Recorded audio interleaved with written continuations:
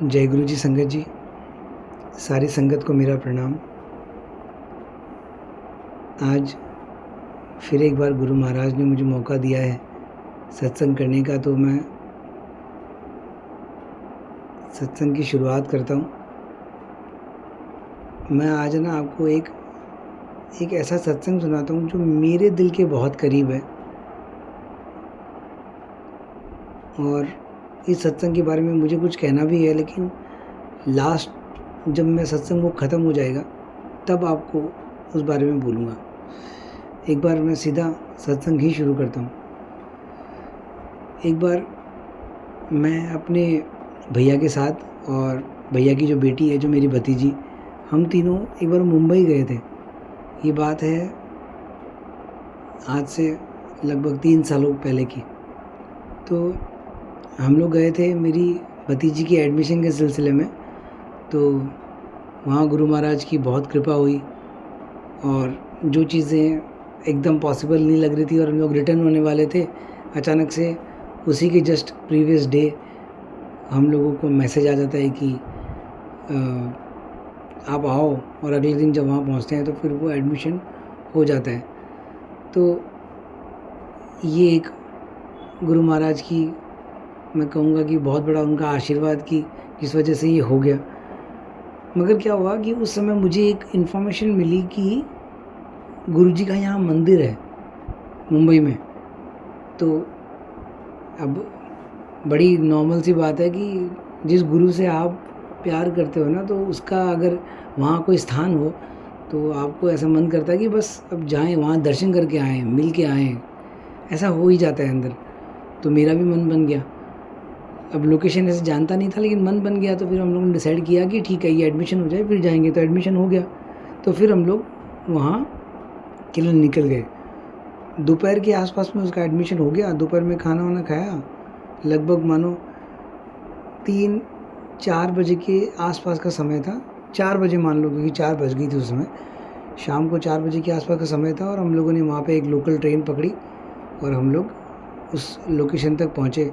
फिर वहाँ स्टेशन तक पहुँचना, बाहर निकलना, इतने करते करते हम लोगों को 5, सवा 5 जैसा समय हो गया था शाम का। मतलब अंधेरा नहीं हुआ था, लेकिन 5, सवा 5 के आसपास का समय हो गया था, या ऐसा समय हो गया था कि हाँ, मतलब यही समय था। तो फिर हम लोग वहाँ उतरे तो पता चला कि उस लोकेशन से और 9 किलोमीटर्स दूर है वो मंदिर। तो यहाँ से कोई एक ऑटो रिक्शा लेना होगा। तो हम लोग स्टेशन से नीचे उतरे, बाहर निकल के एक ऑटो रिक्शा लिया और निकल गए गुरुजी के मंदिर के लिए। क्योंकि एक डर भी था अंदर, मैं टाइमिंग वगैरह आपको इसलिए बार बार बता रहा हूँ क्योंकि एक डर भी था अंदर कि इतनी दूर जाएंगे, मुंबई शहर जानते नहीं, वापस आना भी है, फिर लोकल रात को पकड़ के फिर वापस से अपनी होटल तक भी पहुँचना है। तो ये सब चीज़ें थोड़ी बहुत दिमाग में रहती है एक अनजान शहर में। तो वही थोड़ा हमारे भी था, लेकिन बस गुरु महाराज का आशीर्वाद था। तो हम लोग निकल गए, और वहाँ से निकले तो लगभग मानो कि 5:30 जैसा हो गया था वहाँ से निकलते निकलते। तो रास्ते में मुझे ऐसा लगा एक बार के लिए कि गुरुजी के पास जा रहे हैं तो कुछ लेके जाना चाहिए। तो अब रास्ते में मैं देख रहा हूँ तो कोई अच्छी ऐसे होटल्स वगैरह नज़र नहीं आ रही थी। तो मैंने वैसे ऑटो रिक्शा वाले को बोल दिया था, लेकिन फिर भी खुद भी देख रहा था। तो एक जगह पे मुझे लगा कि कुछ भी दिख नहीं रहा था। मतलब हम लोग लगभग मानो कि 1.5-2 किलोमीटर दूर निकल गए, और अब रास्ता थोड़ा सा ऐसा आ गया था जहाँ पे मतलब इतनी ज़्यादा बड़ी बड़ी होटल्स वगैरह या ऐसे नहीं थी, मतलब मार्केट प्लेस नहीं था वो। तो मुझे लगा कि अब जो होटल मिल जाए वहीं से ले लें। तो लेकिन ऐसा कुछ फिर भी मिल नहीं रहा था ठीक से। तो एक जगह पे रेलवे गेट जो बंद होता है ना, वहाँ पे आके ऑटो रिक्शा रुका। तो एक होटल दिख रही थी मुझे, छोटी सी एक। तो मुझे लगा कि अब यहीं से ले लेते हैं, क्योंकि आगे मुझे लगता नहीं कुछ और मिलेगा, क्योंकि रास्ता जिस तरह से दिख रहा था इतना लग नहीं रहा था। इतने में क्या हुआ कि मेरे राइट साइड में एक बच्चा सामने से आया कुछ गुलदस्ते लेकर, और ऐसे आवाज़ कर रहा है, फूल ले लो फूल ले लो, ऐसे आवाज़ कर रहा है। और जैसे मैंने उस गुलदस्ते को देखा तो मुझे देखते ही लगा कि यार ये गुलदस्ता पूरे लाल गुलाब से भरा हुआ, 1 या 2 ही गुलदस्ते थे उसके पास, और पूरा लाल गुलाब से भरा हुआ। उसने मुझे आके सीधा ही वो मेरे सामने आया और आके बोला कि 150 रुपये। मैंने बोला 100 रुपये इतने। उसने बोला हाँ। और इतनी जल्दबाजी में वो सब कुछ हो गया, जैसे ऐसा लग रहा है कि गेट खुलने वाला है, जल्दी कर लो, गुरुजी बोल रहे हो। इतनी जल्दबाजी में वो हो गया। मैंने पैसे दिए, गुलदस्ता लिया, वो लड़का छू मंतर, और इतने में गेट भी खुल गया। और मैं बड़ा खुश कि चलो अब एक संतुष्टि हो गई मन के अंदर कि गुरुजी के पास जा रहे हैं तो खाली हाथ नहीं जा रहे। और वो चीज़, जैसे गुरु महाराज को आप क्या दे सकते हो ना, मिठाई उठाई हम लोग लेके तो जाते हैं, लेकिन अपना ही मन होता है। आप गुरु महाराज को एक्चुअल में तो क्या मिठाई खिलाओगे और कहाँ खिलाओगे, वो तो भाव ही है सब कुछ तो ना। तो मुझे फूल मिल गए तो मैं ज़्यादा खुश था। तो हम लोग, वो गेट खुला, हम लोग आगे बढ़े। इस दौरान क्या था कि लोकेशन किसी को भी पता नहीं है, ना ऑटो वाले को पता है ना मुझे पता है। तो मैं मैप के थ्रू ही जा रहा था। तो मुझे पता था कि जैसे ही रेलवे गेट क्रॉस करना है तो आगे एक राइट टर्न है, वो लेना है रेलवे गेट क्रॉस करने के साथ साथ ही। अब जैसे ही हम लोगों ने वो गेट क्रॉस किया तो मेरा ध्यान उस फूलों की तरफ चला गया कि कितने सुंदर फूल हैं ये वो, और भैया को बता रहा था, खुशी से बता रहा था। और उस ऑटो में बैठे हैं और खुशी से बस उसी में थे। इतने में वो ऑटो सीधा निकल गया। और जब मैंने नोटिस किया इस बात को, ये तो सीधा निकल गया, तो मैंने उसको बोला, अरे ऑटो वाला भैया आप गलत आ गए हो, उधर से राइट टर्न लेना था। तो और मैंने मैप की तरफ देखा, तो जैसे ही मैंने मैप को देखा तो देखा कि मैप तो लोकेशन सही दिखा रहा है। मतलब ये रास्ता यहाँ से उतनी दूरी जाएगा, वही 7-8 किलोमीटर जैसा बैलेंस और दिखा रहा है। तो मेरे को लगा रास्ता तो ठीक ही है। फिर ये राइट टर्न, फिर मेरे को भी ऐसा लगने लगा कि शायद हो सकता है मेरी भूल हुई हो, लेकिन मेरी भूल नहीं हुई थी। वो राइट टर्न था, मगर गुरु महाराज को जैसा करवाना होता है वो वैसे करवाते हैं। तो वो रास्ता हम लोगों ने पकड़ा और हम लोग सीधे चलते गए। अब पहले क्या था, एक हम लोग मार्केट प्लेस से ऑलरेडी आए हैं, रेलवे स्टेशन के वहाँ से रास्ते हैं पूरा एक मार्केट। फिर धीरे धीरे वो मार्केट थोड़ा सा और कम हो गया, भीड़ भड़ाका जितना था वो सब कम हो गया, दुकानें वगैरह भी थोड़ी कम हो गई। हम लोग चलते गए, लगभग मानो हम लोग 3-4-5 किलोमीटर लगभग चले गए होंगे। अब धीरे धीरे शाम होने लगी और जो रास्ता था, जो एकदम जैसे पक्की रोड होती है ना पूरी, वो पक्की रोड धीरे धीरे मिट्टी वाली जो रोड होती है वैसी रोड में बदलने लग गई और एक जंगल के अंदर जाने लग गया ये रास्ता। जंगल यानी मैं इसलिए जंगल बोल रहा हूँ क्योंकि मेरे राइट साइड में भी पेड़, लेफ़्ट साइड में भी पेड़, और जो गाड़ियाँ वगैरह आ रही है वो बहुत कम, मतलब मेरे पीछे से मुझे क्रॉस करके जाने वाली तो बहुत कम है, लेकिन सामने से आ रही है तो वो भी कोई मानो कि हर 15 सेकंड या 20 सेकंड में एक गाड़ी आती है, तो इसको कम ही बोलूँगा मैं। तो ऐसा होने लगा, तो मुझे मन में ऐसे भी लग रहा है कि शायद रास्ता कहीं गलत आ गए, शायद वो राइट टर्न ही था। बार बार दिमाग में यही चल रहा है वो राइट टर्न था, लेकिन फिर भी अब वो रास्ता जा रहा है और गुरुजी को अंदर से याद किए जा रहा हूँ कंटिन्यू कि गुरुजी आप लेके जा रहे हो, मैं आपके भरोसे हूँ, मन ही मन से ऐसे बोलते जा रहा हूँ। थोड़ी दूर और चलते गए। अब रास्ता जो कच्चा था वो और टूटा फूटा होने लग गया, जैसे गड्ढे वड्ढे टाइप का रास्ता होता है ना, ऐसा रास्ता आने लग गया। और वो गाड़ी मोटर जो आ रही थी वो भी अब धीरे धीरे कम होने लग गई और कम होने लगी। मुझे लगा ऐसा रास्ता एक ऐसी तरफ जा रहा है जैसे कि जहाँ पे रास्ता हो ही नहीं आगे, इस तरफ कहीं मतलब ऐसे जा रहे हैं, ऐसा हो रहा है। और आगे चलते गए, किलोमीटर्स मैप में देखूँ तो वो भी कम हो रहे हैं। तो मुझे लगा रास्ता तो ठीक ही जा रहा है। चलते गए, ऐसी सिचुएशन आ गई कि दोनों तरफ आपके जंगल, कंप्लीट जंगल होने लग गया। वो धीरे धीरे जो थोड़ा बहुत लग रहा था वो धीरे धीरे घना जंगल होने लग गया। और थोड़ी आगे गए तो जो रास्ता है वो मिट्टी से मड में कन्वर्ट होने लग गया। मड यानी कीचड़, मतलब जिसके साइड से आपको होके निकलना पड़े। अगर बीच से निकलोगे तो वो मड कितना गहरा है आपको ये भी नहीं पता होगा। और जो गाड़ी मोटर और बाकी थी आ रही थी वो भी अब आना बंद हो गई। कुछ भी मतलब कोई चहल पहल किसी की भी नहीं है, सिर्फ हमारा एक ऑटो ही जा रहा है। और रास्ता देखा तो मैंने 2.5 किलोमीटर अभी भी दिखा रहा है। अब वो ऑटो वाला मुझे बोले तो मैं भी अब उसको क्या बोलूँ। मैंने बोला भैया मैप दिखा रहा है और कम हो रहे हैं किलोमीटर्स, तो इसका मतलब वो रास्ते तो ठीक ही जा रहे हैं। हम लोग और आगे चलते गए। वो ऑटो वाला भी मुझे बोलता है, हम मुझे आपको रास्ता नहीं पता है, ऐसे नहीं होगा वैसे नहीं होगा, मैं वापस नहीं जाऊंगा, ये नहीं मानूंगा। डर भी लग रहा है अंदर, ये क्या बोल रहा है। एक समय पे ऐसा हुआ कि भैया और जो मेरी भतीजी थी वो भी बोलने लगे कि हम लोग रिटर्न हो जाते हैं, क्योंकि ये रास्ता ठीक नहीं लग रहा है। और शाम से धीरे धीरे रास्ता वो अंधेरा भी होने लग गया था, क्योंकि अंधेरा होता है, जैसे कंप्लीट अंधेरा नहीं लेकिन शाम का एक मौसम होता है तो थोड़ा डार्क हो जाता है। तो उस समय फिर एक डर, अजीब टाइप का एक डर हो जाता है कि एक जंगल, फिर शाम का मौसम, फिर कोई चहल पहल नहीं है, कोई इंसान भी नहीं है, कोई गाड़ी मोटर नहीं है, कुछ नहीं है। आप अकेले कहीं सुनसान किसी जगह पर हो, अचानक से एक घर बंगलो जैसा दिखता है, टूटा फूटा सा, कितने सालों से ही किसी ने उसको देखा नहीं हुआ, ऐसा एक अचानक से घर, फिर वहाँ पे मड। तो सिचुएशन वैसी हो ही जाती है। लेकिन फिर भी मैंने बस गुरु महाराज को याद करके रखा और बस हिम्मत रखी अपने अंदर कि नहीं, गुरु जी को याद कर रहे हैं, गलती नहीं हो सकती। गुरु जी लेके आए हैं, मतलब कुछ ना कुछ रास्ता निकलेगा यहाँ से। आगे जा रहे हैं, जब लगभग 2 किलोमीटर या 1.5 किलोमीटर के आसपास और बचा था रास्ता, तो मुझे ऑटो वाले जो भैया हैं वो पीछे घूमे, मेरी तरफ देखा और मुझे कहने लगे, आपको पता है यहाँ से शेर निकलते हैं। जिस तरह से उन्होंने बोला, मेरी भी एक बार तो हालत ख़राब हो गई, मतलब उस सिचुएशन में, क्योंकि पहले से डरे हुए थे और भैया लोग पहले ही मना कर चुके हैं कि रिटर्न हो जा, और वो भैया का उस सिचुएशन में वैसी बात बोलना हम लोगों को और डरा दिया। लेकिन फिर भी मैंने अंदर से गुरुजी को याद किया, गुरुजी ने और हिम्मत दी, मैं और आगे चल पड़ा। चलते गए, लगभग किलोमीटर्स वहाँ दिखा रहे हैं 900 मीटर्स, ओनली 900 मीटर्स।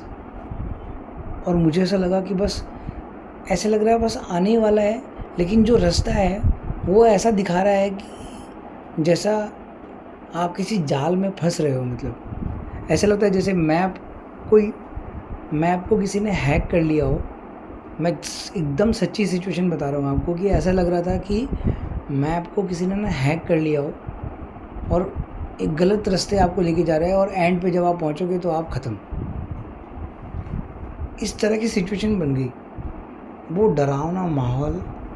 और जब 900 मीटर लगभग रास्ता, लगभग 1 किलोमीटर और बचा था, एक बड़ा सा गड्ढा, इतना बड़ा गड्ढा कि अगर ऑटो उसमें उतर जाए और निकलने की कोशिश करे तो वो ऑटो पलट जाएगा, क्योंकि ऑटो गाड़ी नहीं है ना, वो 4 चक्के वाली गाड़ी नहीं है, वो 3 चक्के वाला ऑटो है, वो बैलेंस नहीं बना पाता वैसे। और वो गड्ढा, जो मेरा अनुमान है अभी, वो शायद 3 फीट से ज़्यादा गहरा होगा, और जो बड़ा था वो लगभग मानो एक तरफ 6 फीट और एक तरफ 10-15 फीट, इतना बड़ा वो गड्ढा। उसकी डेप्थ इतनी ज़्यादा कि अगर उसमें ऑटो को लेके जाएं तो वो ऑटो 100% पलट जाएगा, और साइड से कहीं से निकलने का रास्ता है नहीं। अब हम लोग वहाँ ऐसा लगा कि जाल में फंस गए, मतलब ट्रैप हो गए। अब यहाँ से निकलना मुश्किल है। अब ना तो पीछे घूमा जाए, क्योंकि अब पीछे घूम के भी जाएंगे तो भी मन भी उदास हो रहा है और डर भी लग रहा है कि जंगल में है, 900 मीटर दूर ही तो मंदिर है, पहुंच जाते। और ऐसे भी लग रहा है अंदर कि ये मंदिर आगे है ही नहीं। शायद हम लोगों ने गूगल पे मैप पे कुछ गलत लोकेशन डाल दिया। मैं बार बार लोकेशन भी चेक कर रहा हूँ, डाला तो गुरुजी का मंदिर ही है, कहीं कुछ और गुरुजी के मंदिर के नाम से कुछ है जिसमें हम लोग फंस गए हैं, ऐसा कुछ भी लग रहा है अंदर। और उस समय पर आकर मेरी हिम्मत टूट गई। मतलब अचानक से सामने से एक आदमी आया, उसको देखने से ही थोड़ी सी जान आ गई, मतलब शरीर के अंदर। एक आदमी आया और उसको हम लोगों ने, जैसे वो करीब आया तो हम लोगों ने पूछा, तो वो गुरुजी के मंदिर के बारे में कुछ नहीं जानता। हमने पूछा कि गुरुजी का मंदिर यहाँ पे, तो ऐसे बोला जैसे समझ में आ गया कि इसको कुछ पता ही नहीं है। मैंने बोला कि यहाँ से अब उधर आगे का रास्ता, तो वो बोलते हैं कोई नहीं, रास्ता है आगे, ये गड्ढा है, ऐसे एक दो गड्ढे और हैं आगे, कोई दिक्कत नहीं, आप निकल जाओगे। मैं बोला यार एक गड्ढा नहीं पार हो रहा है और 2-3 गड्ढे हैं बोल रहे हैं। तो ऐसे बोल के और वो आदमी निकल गया। मैंने बोला यहाँ पे थोड़ी सी हिम्मत आई मेरी, मगर जब उन्होंने ऐसे बोला तो मेरी उस सिचुएशन में आके इतना कन्फ्यूजन क्रिएट हो गई थी कि आगे मंदिर है भी कि नहीं, और डर भी लग रहा है। तो उस सिचुएशन में आगे लास्ट में फिर मेरे अंदर से ही वो डर ने ओवर पावर कर लिया, और फिर मैं ऑटो वाले को बोलने के लिए तैयार हो गया कि अब यहाँ से वापस चलते हैं। तो समझो कि मेरे मुंह से निकलना ही था अभी कि आप रिटर्न ले लो, मतलब ऐसा बोलना ही था कि इतने में एक आवाज़ आती है पीछे से, पौ पौ, एक हॉर्न की आवाज़। मैंने ऐसे घूम के देखा पीछे से, ऑटो में बैठे बैठे ही तो देखा एक वैगनार खड़ी है मेरे पीछे। वैगनार को देखते ही मेरे अंदर हिम्मत आ गई। मैं जल्दी से नीचे उतरा और जाके देखा, आप मतलब मैं बयान नहीं कर सकता कि उस वैगनर के अंदर मैं जैसे ही जाके मैंने देखा, वो ड्राइवर जो फ्रंट सीट पर बैठा हुआ था और पीछे बैठी थी एक लेडी, बस 2 लोग ही उस गाड़ी के अंदर। आप एक बार इमेजिन करना, मैंने आपको एक रास्ता बताया अभी पूरे देर में, उस रास्ते में, उस 9 किलोमीटर के रास्ते में एक लेडी अकेली एक ड्राइवर के साथ आई है, मेरे पीछे है। इशारा दे रहा हूँ आपको किसी चीज़ का, अगर आपको समझ आ रहा है तो।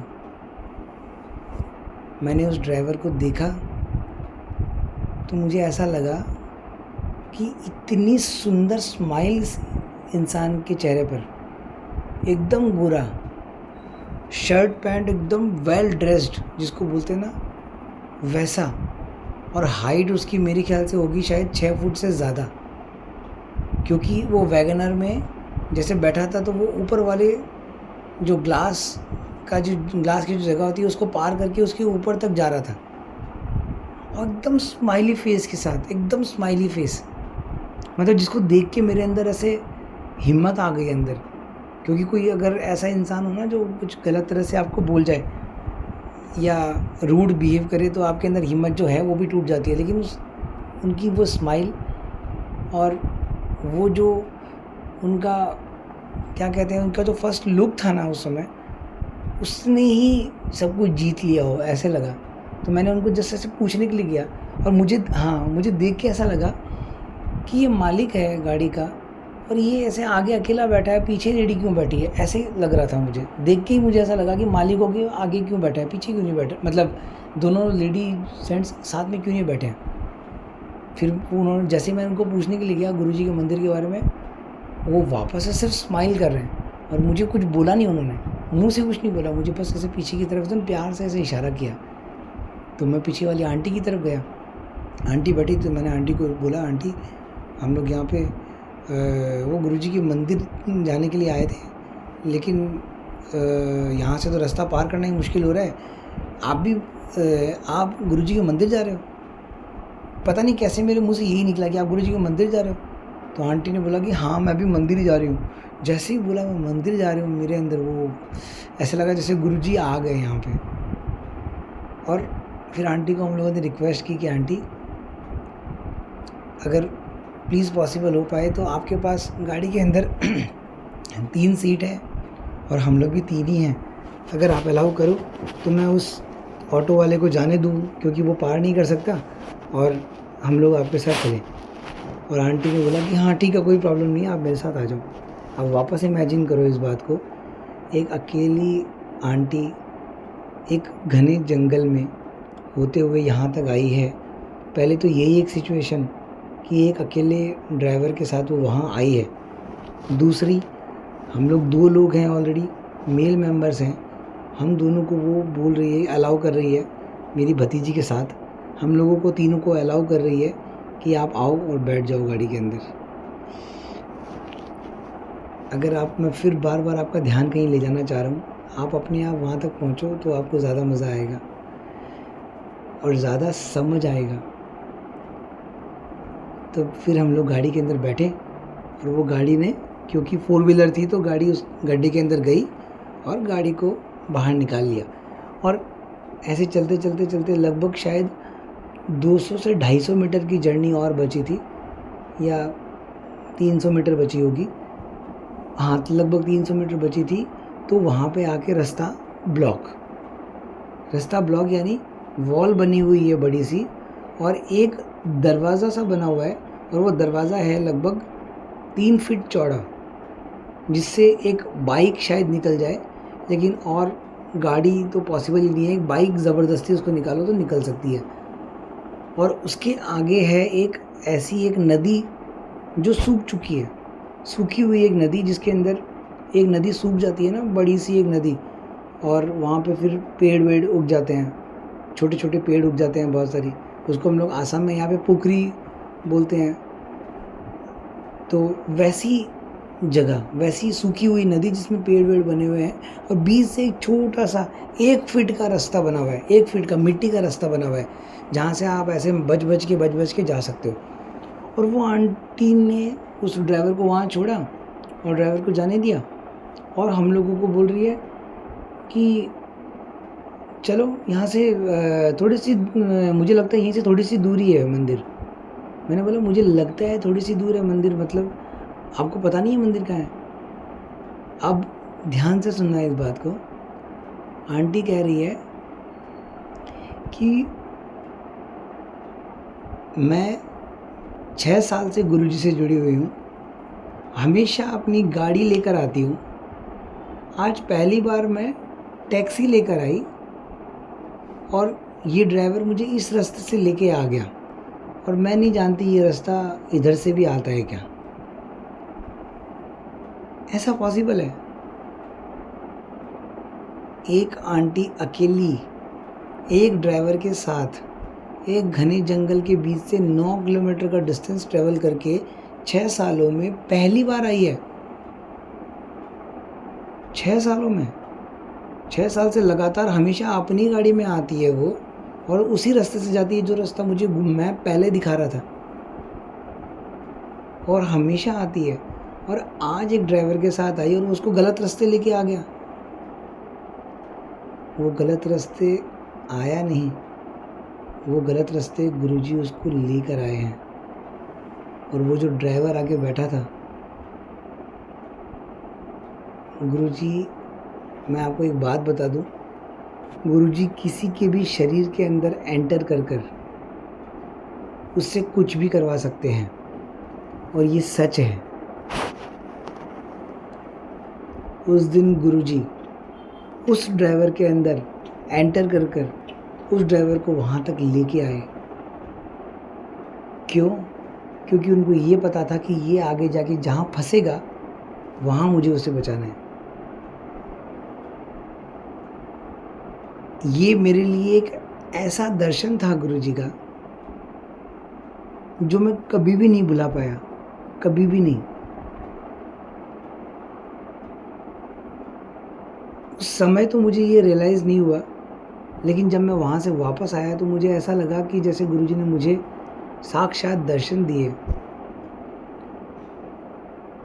देखो, मैं साक्षात दर्शन आपको इसलिए बोल रहा हूँ क्योंकि गुरुजी कोई शरीर नहीं है, गुरुजी कोई रूप नहीं है, गुरुजी कोई रंग नहीं है।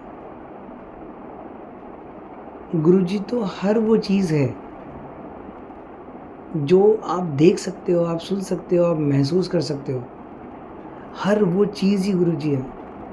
तो वो कैसे आपके सामने आएगा? कभी खुशबू बनकर, तो कभी किसी इंसान के अंदर एंटर करके, तो कभी हवा बनकर, तो कभी सूरज की किरण बनकर, तो कभी कुछ तो कभी कुछ।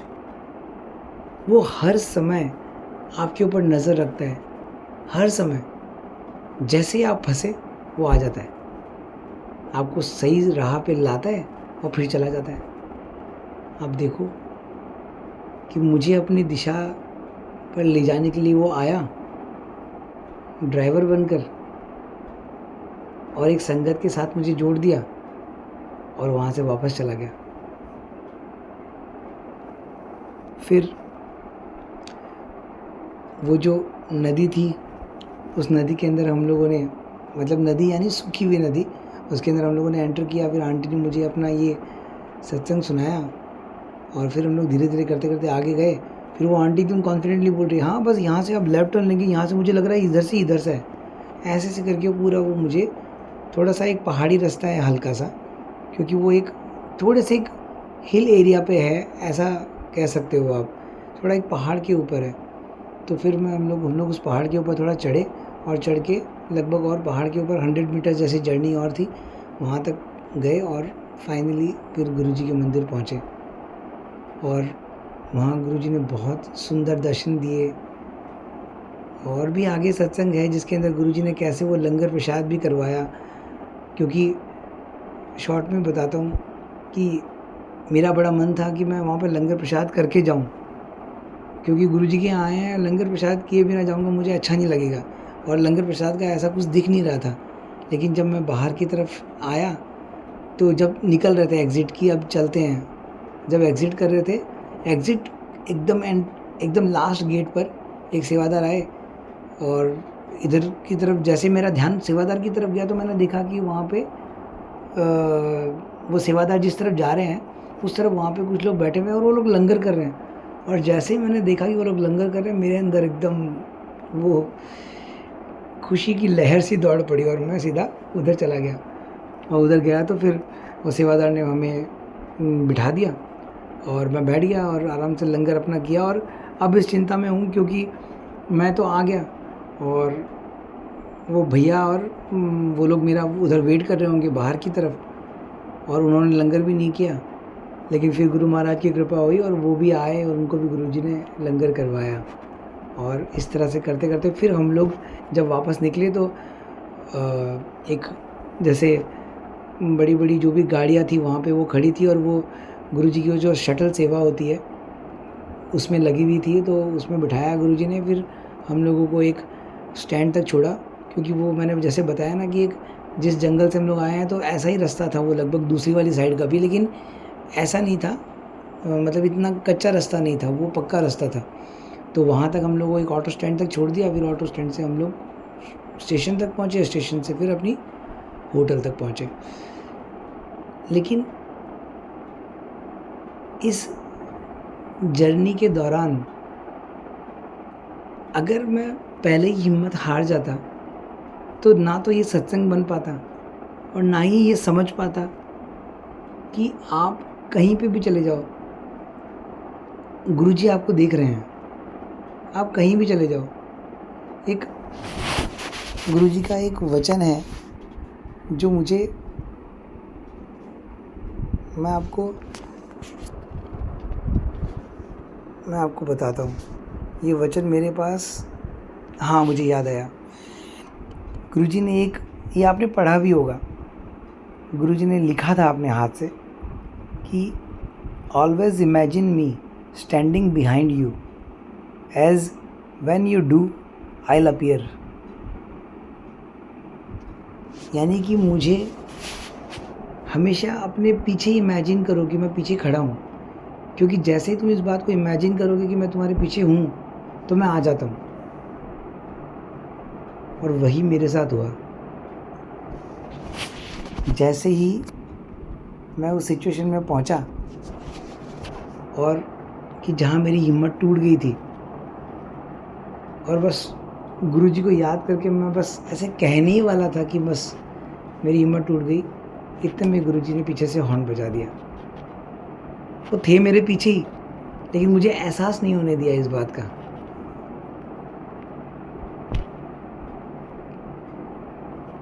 तो इस तरह से गुरु महाराज ने मुझे दर्शन भी दिए और ये भी एहसास दिलाया कि मैं हमेशा तुम्हारे साथ हूँ। तो मेरी आप सब लोगों से यही विनती है और यही दुआ भी करता हूँ कि आप भी इस बात पर भरोसा रखो कि वो हमेशा आपके साथ हैं। और विश्वास के लिए भी एक बात कहूँगा कि ये विश्वास भी तभी आता है जब, ये विश्वास भी एक ऐसी चीज़ है जो गुरु महाराज ने बनाई है, नहीं तो ये लीलाएं नहीं बनाते। ये लीलाएं वो इसलिए बनाते हैं क्योंकि ये लीला को आप कभी सुनोगे, कभी आपके साथ होगी, तो इनसे विश्वास बनता है। बनते बनते बनते एक दिन वो एक ऐसे सिचुएशन में आ जाता है जहाँ से आप फिर कुछ मांगते नहीं उनसे, फिर बस उनको मान लेते हो और समझ जाते हो इस बात को कि ये तो वो है जो हर समय ही मेरे साथ रहता है, हर समय ही मुझे देखता रहता है, बस सामने नहीं आता। गुरुजी ने अपनी एक शब्द की लाइन में भी कहा है, वो वेखे वो नज़र ना आवे, बहुता है विडान। वो देखता तो है लेकिन वो नज़र नहीं आता, लेकिन वो देखता हमेशा है। गुरुजी करे कि वो आपको भी ऐसे दर्शन दे, क्योंकि ये गुरुजी के दर्शन ही हैं, और हमेशा आपके साथ रहे, आपका विश्वास बनाए और आप भी अपनी इस गुरुजी वाली जर्नी में आगे बढ़ो और आपको एक दिन साक्षात उनके दर्शन हो। तो संगत जी मुझे आज्ञा दें।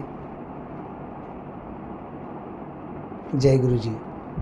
शुक्राना शुक्राना शुक्राना।